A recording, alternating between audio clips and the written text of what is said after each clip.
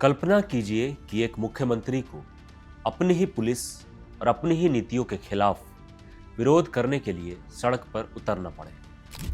सोचिए, एक मुख्यमंत्री अपनी ही सरकार के खिलाफ भूख हड़ताल पर बैठ जाए।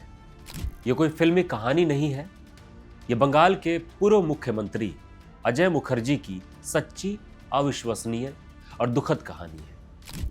एक ऐसा व्यक्ति जिसने एक नए बंगाल का वादा किया, लेकिन खुद को एक ऐसे हिंसक विद्रोह के बीच पाया जिसने राज्य को हमेशा के लिए बदल दिया। ये एक ऐसे मुख्यमंत्री की कहानी है जो अपने गठबंधन के आदर्शों और एक हिंसक बगावत के बीच फंस कर रह गया था।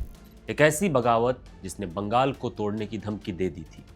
यह समझने के लिए कि एक नेता अपनी ही सरकार के खिलाफ क्यों हो गया, हमें समय में लगभग 60 साल पीछे जाना होगा। 1960 के दशक के बंगाल की उथल पुथल भरी दुनिया में एक ऐसा बंगाल जो बंटवारे के जख्मों, शरणार्थियों की भीड़, गरीबी और राजनीतिक गुस्से से सुलग रहा था।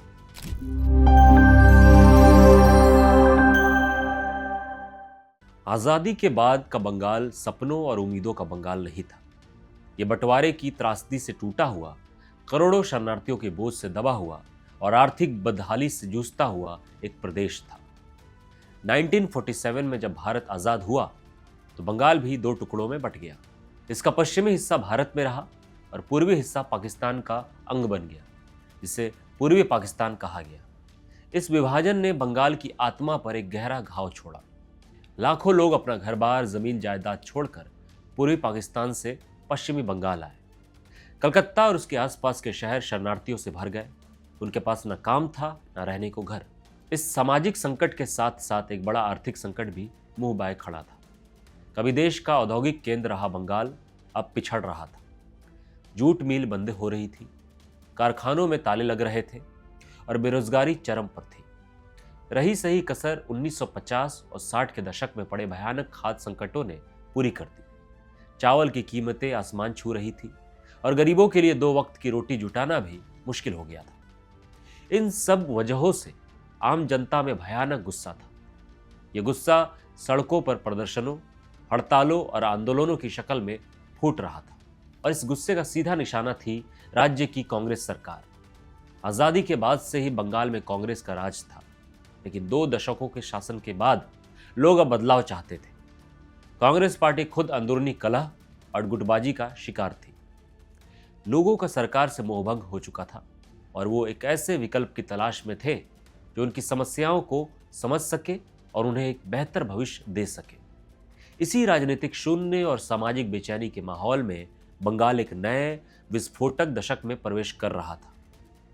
1960 के दशक के अंत तक आते आते राजनीतिक हिंसा राज्य की संस्कृति का हिस्सा बनने लगी थी, जहां वामपंथी दल कांग्रेस के प्रभुत्व को चुनौती दे रहे थे और कार्यकर्ताओं के बीच हिंसक झड़पें आम हो गई थी। इसी उथल पुथल के बीच बंगाल की राजनीति में एक नए नेता का उदय हुआ, अजय कुमार मुखर्जी।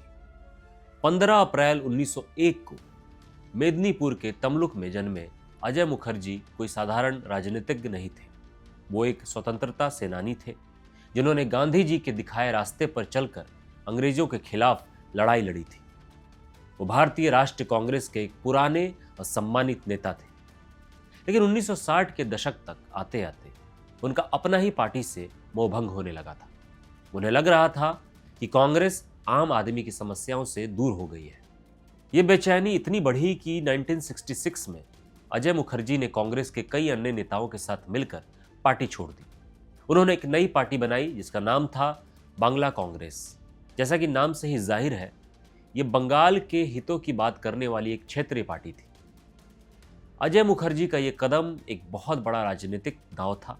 उन्होंने 2 दशकों की अपनी राजनीतिक विरासत को छोड़कर एक अनिश्चित भविष्य चुना था, लेकिन बंगाल की जनता ने उनके इस साहस को सलाम किया। अजय मुखर्जी की छवि एक ईमानदार, सिद्धांतवादी और जमीन से जुड़े नेता की थी और लोगों को उनमें उम्मीद की नई किरण दिखाई दी। फिर आया साल 1967। यह साल बंगाल की राजनीति में एक भूचाल लेकर आने वाला था। राज्य में विधानसभा चुनाव हुए। कांग्रेस, जो अब तक अजय मानी जाती थी, बहुमत हासिल करने में नाकाम रही। कुछ स्रोतों के अनुसार उस समय 280 सीटों वाली विधानसभा में कांग्रेस सिर्फ 127 सीटों पर सिमट गई। जबकि अन्य स्रोत कुल 294 सीटों का उल्लेख करते हैं। ये कांग्रेस के 2 दशकों के एक छत्र राज का अंत था। किसी भी एक दल को स्पष्ट बहुमत नहीं मिला। यहीं से बंगाल की राजनीति में गठबंधन के एक नए युग की शुरुआत हुई। कांग्रेस को सत्ता से दूर रखने के लिए तमाम विपक्षी पार्टियां एक साथ आ गई। भले ही उनकी विचारधाराएं एक दूसरे से बिल्कुल अलग थी। एक तरफ अजय मुखर्जी की गांधीवादी बांग्ला कांग्रेस थी, तो दूसरी तरफ भारतीय कम्युनिस्ट पार्टी सीपीआई और भारतीय कम्युनिस्ट पार्टी मार्क्सवादी यानी सीपीएम जैसी वामपंथीय पार्टी थी। इन धुर विरोधी विचारधाराओं वाले दलों ने मिलकर एक गठबंधन बनाया, जिसे नाम दिया गया संयुक्त मोर्चा, यूनाइटेड फ्रंट। और इस ऐतिहासिक गठबंधन का चेहरा बने अजय मुखर्जी। उन्हें संयुक्त मोर्चे का नेता चुना गया और 1 मार्च 1967 को उन्होंने पश्चिम बंगाल में पहली गैर कांग्रेस सरकार के मुख्यमंत्री के रूप में शपथ ली। ये एक ऐतिहासिक क्षण था। बंगाल के लोगों ने बड़े उत्साह के साथ इस नई सरकार का स्वागत किया। उन्हें लगा कि अजय मुखर्जी के नेतृत्व में संयुक्त मोर्चा सरकार उनके सभी दुखों का अंत कर देगी।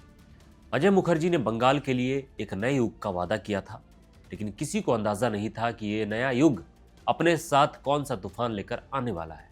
संयुक्त मोर्चा सरकार का बनना जितना आसान लग रहा था, उसे चलाना उतना ही मुश्किल साबित हुआ। ये सरकार कागज पर तो एक थी, लेकिन हकीकत में ये विचारधाराओं का एक ऐसा जमघट थी जहां हर कोई अपनी अपनी ढपली बजा रहा था। एक तरफ मुख्यमंत्री अजय मुखर्जी थे, जो एक पुराने कांग्रेसी और गांधीवादी थे। वो शांतिपूर्ण और संवैधानिक तरीकों से बदलाव लाना चाहते थे। दूसरी तरफ थे उनके उप मुख्यमंत्री ज्योति बसु, जो सीपीएम के कद्दावर नेता थे। बसु और उनकी पार्टी क्रांतिकारी बदलाव में विश्वास रखते थे। कम्युनिस्ट पार्टियों ने सरकार के अहम विभाग अपने पास रख लिए थे, जिसमें ज्योति बसु के पास गृह मंत्रालय का महत्वपूर्ण पद था, जिससे पुलिस और प्रशासन पर उनकी काफी नियंत्रण था। यह टकराव सरकार के बनने के कुछ ही दिनों बाद सतह पर आने लगा। अजय मुखर्जी की बंगला कांग्रेस और कम्युनिस्ट पार्टियों के बीच खेती, खाद्य योजनाओं और औद्योगिक नीति जैसे कई मुद्दों पर गहरे मतभेद थे। मुखर्जी चाहते थे कि राज्य में कानून का राज हो, जबकि वामपंथी दल मजदूरों और किसानों के आंदोलनों को बढ़ावा दे रहे थे। फैक्ट्रियों में घेराव एक आम बात हो गई थी। मजदूर अपनी मांगे मनवाने के लिए मैनेजरों और मालिकों को उनके दफ्तरों में ही बंधक बना लेते थे। पूरे राज्य में हड़तालें और प्रदर्शन रोज की बात हो गई थी।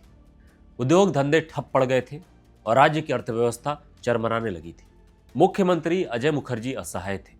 वो राज्य के मुखिया तो थे, लेकिन सत्ता की असली चाबी उनके हाथ में नहीं थी। गृह मंत्रालय सीपीएम के पास होने के कारण वो अपनी ही सरकार में एक अजीब सी बेबसी महसूस कर रहे थे। वो एक ऐसे जहाज के कप्तान थे जिसका स्टीयरिंग व्हील किसी और के हाथ में था।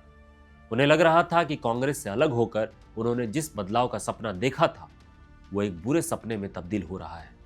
गठबंधन के भीतर ही यह दरार हर गुजरते दिन के साथ चौड़ी होती जा रही थी और बंगाल एक बड़े विस्फोट के मुहाने पर खड़ा था। और वो विस्फोट हुआ मई 1967 में। बंगाल के उत्तरी छोर पर दार्जिलिंग जिले में एक छोटा सा अनजाना सा गांव था, नक्सलबाड़ी। इसी गांव से एक ऐसी चिंगारी उठी जिसने पूरे देश की राजनीति को हमेशा के लिए बदल कर रख दिया। नक्सलबाड़ी की कहानी जमीन की कहानी है। हालांकि इस आंदोलन की वैचारिक जड़ें पहले से मौजूद थी, 1967 में इसका विस्फोट हुआ। सदियों से यहाँ के गरीब, आदिवासी और किसान स्थानीय जमींदारों के शोषण का शिकार हो रहे थे। जमीन पर मेहनत कोई और करता था और फसल का बड़ा हिस्सा कोई और ले जाता था। आजादी के बाद भूमि सुधार कानून तो बने, लेकिन वो कागज से बाहर कभी नहीं निकल पाए। किसानों का गुस्सा भीतर ही भीतर सुलग रहा था। इसी गुस्से को आवाज दी कम्युनिस्ट पार्टी के कुछ कट्टरपंथी नेताओं ने। चारू मजूमदार, कानू सान्याल और जंगल संथाल। चारू मजूमदार इस आंदोलन के मुख्य विचारक थे। उनका मानना था कि भारत की मौजूदा संसदीय व्यवस्था सड़ चुकी है और इसे सिर्फ एक सशस्त्र क्रांति के जरिए ही बदला जा सकता है। वो चीन के कम्युनिस्ट नेता माओ से तुंग के बहुत बड़े प्रशंसक थे और माओ के सत्ता बंदूक की नली से निकलती है के सिद्धांत में विश्वास रखते थे। कानू सान्याल और जंगल संथाल इस विचारधारा को जमीन पर उतारने वाले नेता थे। मार्च 1967 से ही किसानों ने इन नेताओं के नेतृत्व में जमींदारों के खिलाफ हथियार उठा लिए थे। उन्होंने जमींदारों की जमीनों पर जबरदस्ती कब्जा करना शुरू कर दिया, उनकी फसलें काट ली और उनके घरों पर हमले किए। आंदोलनकारियों का नारा था, जमीन उसी की जो उसे जोते। ये एक स्थानीय विद्रोह था, लेकिन इसकी गूंज कलकत्ता में बैठी संयुक्त मोर्चा सरकार तक पहुंच गई। अब अजय मुखर्जी की सरकार के सामने एक बड़ी दुविधा थी। उनकी सरकार में शामिल सीपीएम के कई नेता सैद्धांतिक रूप से इस किसान विद्रोह का समर्थन करते थे, लेकिन मुख्यमंत्री के तौर पर अजय मुखर्जी की जिम्मेदारी राज्य में कानून और व्यवस्था बनाए रखने की थी। सरकार ने शुरुआत में नरमी बरती, लेकिन जब हिंसा बढ़ने लगी और एक पुलिस इंस्पेक्टर की हत्या कर दी गई तो सरकार को कार्रवाई करनी पड़ी। 25 मई 1967 को पुलिस ने प्रदर्शनकारी किसानों पर गोली चला दी, जिसमें महिलाओं और बच्चों समेत 11 लोग मारे गए। इस घटना ने आग में घी का काम किया। नक्सलवाड़ी की चिंगारी अब एक शोले में बदल चुकी थी। चारू मजुमदार ने इसे वर्ग शत्रु के सफाए की जंग का नाम दिया और पूरे बंगाल के किसानों और युवाओं से हथियार उठाने का आह्वान किया। जो आंदोलन जमीन के एक छोटे से टुकड़े के लिए शुरू हुआ था, वो अब पूरी व्यवस्था के खिलाफ एक सशस्त्र जंग में तब्दील हो गया। नक्सलवाड़ी गांव का नाम अब एक विचारधारा का प्रतीक बन गया था, नक्सलवाद। और इस विचारधारा की सबसे पहली और सबसे बड़ी कीमत अजय मुखर्जी की सरकार को चुकानी पड़ रही थी। नक्सलवाड़ी की आग अब पूरे बंगाल में फैल रही थी। कलकत्ता की सड़कों पर रोज बम धमाके हो रहे थे, पुलिस थानों पर हमले हो रहे थे और राजनीतिक हत्याएं आम हो गई थी। नक्सलवादी सिर्फ जमींदारों और पुलिस को ही नहीं, बल्कि अपनी विरोधी विचारधारा वाले सीपीएम के कार्यकर्ताओं को भी निशाना बना रही थी। जवाब में सीपीएम का कैडर भी उतनी ही हिंसा पर उतर आया था। राज्य में कानून व्यवस्था नाम की कोई चीज नहीं बची थी। शाम ढलते ही सड़कों पर कर्फ्यू जैसा माहौल हो जाता था। बंगाल गृह युद्ध के कगार पर खड़ा था और इस पूरी अराजकता के बीच में खड़े थे मुख्यमंत्री अजय मुखर्जी, एक बेबस, लाचार और टूटा हुआ इंसान। वो मुख्यमंत्री थे, लेकिन उनकी कोई नहीं सुन रहा था। वो शांति की अपील करते थे, लेकिन हर तरफ हिंसा का बोलबाला था। उन्हें सबसे ज्यादा गुस्सा और तकलीफ इस बात की थी कि ये सब उनकी अपनी सरकार के एक हिस्से यानी सीपीएम की शह पर हो रहा था। उन्हें लग रहा था कि उनके सहयोगी ही उनकी पीठ में छुरा घोंप रहे हैं। अजय मुखर्जी ने कई बार गठबंधन के भीतर अपनी बात रखने की कोशिश की। उन्होंने ज्योति बसु और सीपीएम नेतृत्व से हिंसा को रोकने की अपील की, लेकिन उनकी आवाज नकार खाने में तूती की तरह बनकर रह गई। वो एक ऐसे जाल में फंस चुके थे जहां से निकलने का कोई रास्ता नहीं दिख रहा था। इस्तीफा देना एक विकल्प था, लेकिन यह हार मानने जैसा होता। चुपचाप सब कुछ देखते रहना उनके जमीर को गंवारा नहीं था। अंत में हताशा और गुस्से में अजय मुखर्जी ने एक ऐसा कदम उठाया जिसकी भारतीय राजनीति के इतिहास में किसी ने भी कल्पना नहीं की थी।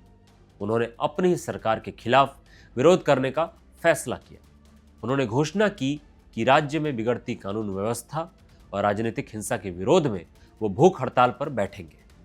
1 दिसंबर 1969 को पश्चिम बंगाल के मुख्यमंत्री अजय मुखर्जी कलकत्ता के शहीद मीनार मैदान में अपनी ही सरकार के खिलाफ अनशन पर बैठ गए। ये एक अभूतपूर्व घटना थी। ये एक मुख्यमंत्री का अपना ही बेबसी, अपनी ही लाचारी और अपने ही सिस्टम की नाकामी के खिलाफ एक सत्याग्रह था। उन्होंने अपनी सरकार को बर्बर और अलोकतांत्रिक करार दिया। ये एक नेता का दर्द था जिसका सपना उसकी आंखों के सामने टूटकर बिखर रहा था। यह उस कप्तान की चीख थी जिसका जहाज डूब रहा था और वो उसे बचाने के लिए कुछ नहीं कर पा रहा था। अजय मुखर्जी की यह भूख हड़ताल भारतीय लोकतंत्र के इतिहास में एक अजीब, दुखद और अविस्मरणीय अध्याय के रूप में दर्ज हो गई। अजय मुखर्जी की भूख हड़ताल ने पूरे देश को झकझोर कर रख दिया। एक मुख्यमंत्री का अपने ही सरकार के खिलाफ इस तरह का कदम उठाना गठबंधन की अंदरूनी दरारें और बंगाल की भयावह स्थिति का जीता जागता सबूत था। हालांकि इस नाटकीय कदम का भी कोई खास नतीजा नहीं निकला। सीपीएम पर इसका कोई असर नहीं हुआ और राज्य में हिंसा जारी रहा। इस बीच संयुक्त मोर्चे के भीतर की दरारें अब खाई में बदल चुकी थी। नवंबर 1967 में पहली संयुक्त मोर्चा सरकार सिर्फ 9 महीने चलने के बाद ही गिर गई, जब प्रफुल्ल चंद्र घोष ने 17 विधायकों के साथ सरकार से समर्थन वापस ले लिया। अजय मुखर्जी की सरकार बर्खास्त कर दी गई और घोष ने एक अल्पकालिक मंत्रालय बनाया, जिसके गिरने के बाद फरवरी 1968 में राज्य में राष्ट्रपति शासन लगा दिया गया। फरवरी 1969 में राज्य में दोबारा चुनाव हुए। इस बार संयुक्त मोर्चा ने पहले से भी बड़ी जीत हासिल की और अजय मुखर्जी एक बार फिर मुख्यमंत्री बने। लेकिन कहानी वही पुरानी थी। सीपीएम और बांग्ला कांग्रेस के बीच का टकराव जारी रहा। नक्सलवादी हिंसा और ज्यादा बढ़ गई। अजय मुखर्जी ने एक बार फिर अपनी बेबसी जाहिर करने के लिए भूख हड़ताल का सहारा लिया। आखिरकार सिर्फ 13 महीने चलने के बाद मार्च 1970 में अजय मुखर्जी ने खुद ही मुख्यमंत्री पद से इस्तीफा दे दिया, जिससे दूसरी संयुक्त मोर्चा सरकार का भी अंत हो गया। 1971 में वो तीसरी बार मुख्यमंत्री बने, लेकिन ये कार्यकाल भी महज कुछ महीनों का ही रहा। अजय मुखर्जी के नेतृत्व में गठबंधन सरकार बनाने के तीनों प्रयासों बुरी तरह विफल रहे। जिस नेता ने बंगाल को एक नया सवेरा दिखाने का वादा किया था, वो खुद राजनीतिक अंधेरों में खो गया। उनका सपना एक त्रासदी में बदल चुका था। अजय मुखर्जी की कहानी एक ट्रैजिक हीरो की कहानी है। एक ऐसा नायक जिसके इरादे नेक थे, लेकिन जो परिस्थितियों का शिकार हो गया।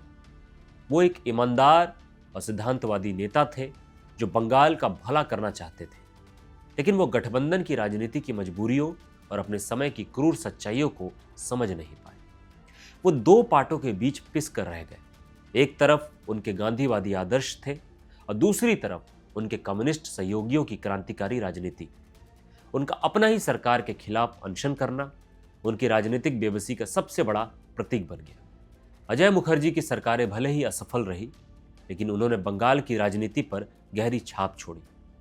उन्होंने बंगाल में पहली गैर कांग्रेसी सरकार बनाकर यह साबित कर दिया कि कांग्रेस को हराया जा सकता है। उन्होंने गठबंधन राजनीति की नींव रखी, जिसके आधार पर आगे चलकर लेफ्ट फ्रंट ने 34 सालों तक शासन किया, जिसमें से ज्योति बसु ने 1977 से 2000 तक लगभग 23 वर्षों तक मुख्यमंत्री के रूप में कार्य किया। लेकिन अजय मुखर्जी के कार्यकाल की सबसे बड़ी और सबसे अस्थायी विरासत है नक्सलवादी आंदोलन। जिस चिंगारी ने उनके शासनकाल में नक्सलवाड़ी गांव से उड़ान भरी थी, वो देखते ही देखते पूरे देश में फैल गई। पश्चिम बंगाल से निकलकर यह आंदोलन बिहार, आंध्र प्रदेश, उड़ीसा, झारखंड और छत्तीसगढ़ के जंगलों तक पहुंच गया। पिछले 50 से ज्यादा सालों में इस आंदोलन ने कई रूप बदले। ये कभी कमजोर हुआ तो कभी और ज्यादा ताकतवर बनकर उभरा। सरकारें बदल गई, नेता आए और चले गए, लेकिन नक्सलवाद आज भी भारत के लिए एक प्रमुख आंतरिक सुरक्षा चुनौती बना हुआ है। यह आंदोलन जमीन पर अधिकार, सामाजिक न्याय और गरीबों के शोषण के सवालों के साथ शुरू हुआ था। आज भी देश के कई हिस्सों में ये सवाल जिंदा है और जब तक ये सवाल रहेंगे, शायद नक्सलवाड़ी की वो आग भी किसी न किसी रूप में सुलगती रहेगी। एक ऐसी आग जिसकी पहली लपटों ने बंगाल के उस मुख्यमंत्री के सपनों को जलाकर रख दिया था, जिसने शांति का वादा किया था, लेकिन जिसके राज में इतिहास के सबसे हिंसक विद्रोहों में से एक ने जन्म लिया। आपको अजय मुखर्जी की कहानी कैसी लगी? क्या आप उन्हें एक असफल मुख्यमंत्री मानते हैं या परिस्थितियों का शिकार एक नायक? अपनी राय हमें नीचे कमेंट्स में बताएं। अगर आपको भारत के राजनीतिक इतिहास की ऐसी ही अनसुनी कहानियों में दिलचस्पी है तो हमारे चैनल को सब्सक्राइब करना ना भूलें और इस वीडियो को लाइक और शेयर जरूर करें। अजय मुखर्जी का राजनीतिक जीवन हमें सिखाता है कि अच्छे इरादे रखना ही काफी नहीं होता।